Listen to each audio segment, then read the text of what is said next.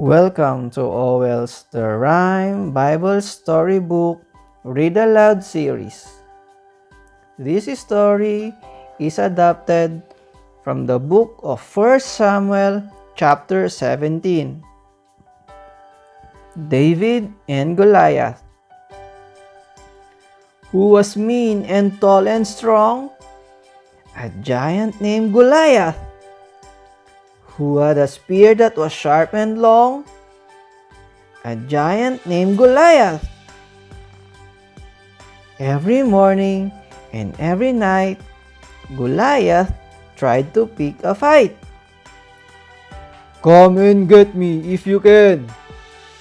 But all God's people turned and ran.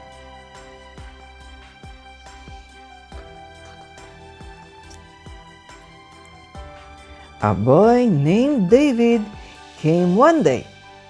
He heard what Goliath had to say. But David said, "This man's a clod. He's making fun of the living God." The king found out what David said. But then the king just shook his head. "How can someone as young as you expect to do what a soldier can't do?" "God will be with me," David said. So at last, the king nodded his head.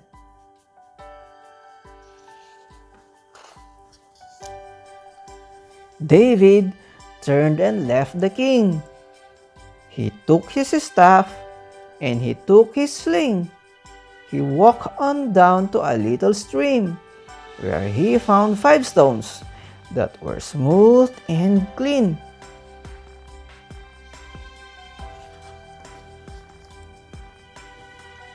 Goliath saw David, and it made him mad.